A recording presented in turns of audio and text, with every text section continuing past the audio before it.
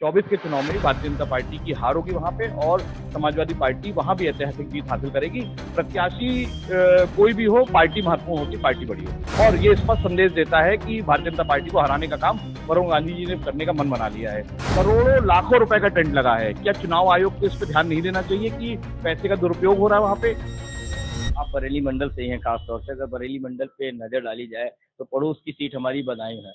बदायूं पे लगातार प्रत्याशियों का चेंज करने का सिलसिला, पहले धर्मेंद्र यादव, फिर शिवपाल जी की बारी आई, अब उनके बेटे लड़ रहे हैं चुनाव। क्या कहेंगे? देखिए, समाजवादी पार्टी की पारंपरिक सीट है बदायूं और करीब 30 साल से पिछले टर्म को छोड़ दिया है तो समाजवादी पार्टी के ही वहां पे सांसद रहे, चाहे धर्मेंद्र जी रहे हों, चाहे सलीम शेरवानी जी रहे हों। और अगली बार भी, अब 2024 के चुनाव में भारतीय जनता पार्टी की हार होगी वहां पे और समाजवादी पार्टी वहां भी ऐतिहासिक जीत हासिल करेगी। प्रत्याशी कोई भी हो, पार्टी महत्वपूर्ण होती, पार्टी बड़ी होती है। ऐसी क्या वजह है कि अखिलेश जी डिसीजन नहीं ले पाते हैं, बार बार अपने कैंडिडेट चेंज करते हैं? बदायूं की बात हो या कहीं और की बात, कई जगह पे इसी तरीके का हालात देखने को मिले। ये रणनीति होती है। डिसीजन माननीय राष्ट्रीय अध्यक्ष जी ने ले रखा होता है, मगर स्ट्रेटजी का पार्ट होते हैं, हम अपनी प्लानिंग होती है। ये मुझे लगता है कि पार्टी का इंटरनल मैटर है, इस पे ज्यादा डिस्कशन नहीं करना। यानी कि आप अपने कार्यकर्ताओं को बेवकूफ बनाने का काम करते हैं, ये रणनीति है? जब आप कह रहे हैं रणनीति, ये पता है पहले से? हमारी पार्टी के कार्यकर्ता निष्ठावान हैं। हमारी पार्टी के कार्यकर्ता समाजवादी पार्टी के साथ है, माननीय राष्ट्रीय अध्यक्ष जी के नेतृत्व में विश्वास करते हैं और हम सब लोग पूरी ताकत से समाजवादी पार्टी को जिताने का काम करेंगे। समाजवादी पार्टी का हर एक कार्यकर्ता माननीय राष्ट्रीय अध्यक्ष जी की परछाई बन के काम करेगा। यूपी की क्या स्थिति लग रही है आपको?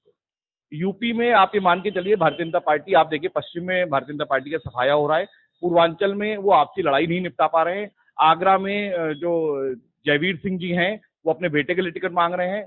वहां पे कुलभूषण सिंह के लगातार अपना डंडे की जोर पे टिकट के लिए दबाव बना रहे हैं। तो भारतीय जनता पार्टी में अभी जो 12 सिटिंग एमएलए एमपी थे उनके, वो उन सीटों को घोषित नहीं कर पा रही है। तो मुझे लगता है कि बहुत ही हास्यास्पद स्थिति है भारतीय जनता पार्टी के लिए और मुझे लगता है यूपी में भारतीय जनता पार्टी 2 अंकों में नहीं पहुंच पाएगी। क्या कहना चाहेंगे अगर बरेली मंडल की बात करें तो बदायूं में टिकट काट दिया गया, दुर्गाजय सिंह साख को दे दिया गया, बरेली में टिकट काट के दूसरे प्रत्याशी ला दिए गए, पीलीभीत में भी यही किया गया। क्या कहेंगे? बहुत अच्छी बात कही आपने।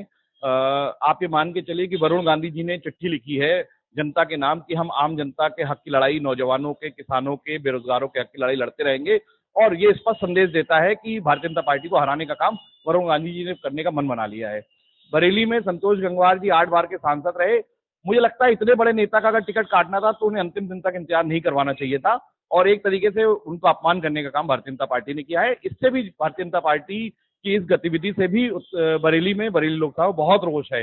रही बात बदायूं की, तो बदायूं में कुछ कहने की जरूरत नहीं है। संघमित्रा मौर्य जी जो जिनका टिकट कटा है वो मंच पे फूट फूट के रो रही थी, जिसका वीडियो सब जगह वायरल है और ये उनका दर्द बयां करता है। तो इन दुष्परिणामों के साथ भारतीय जनता पार्टी का भारी नुकसान होने जा रहा है। शिवपाल जी लगातार कह रहे हैं कि संघमित्रा जी और उनके पिताजी हमको चुनाव लड़ाएंगे।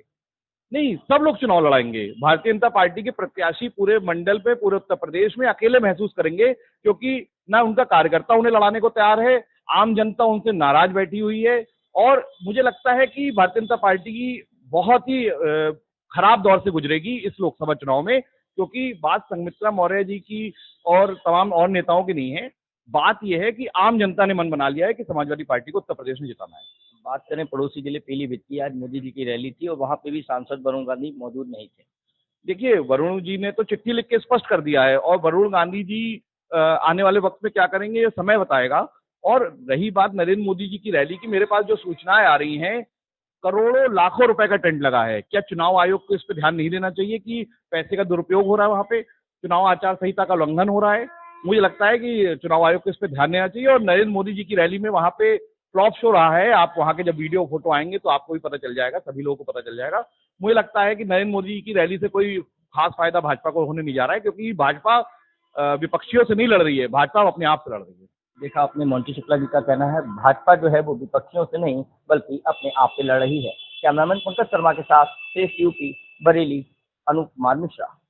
उत्तर प्रदेश की हर खबर से अपडेट रहने के लिए श्रेष्ठ यूपी को करें सब्सक्राइब, बेल आइकन दबाएं और देखते रहें श्रेष्ठ यूपी।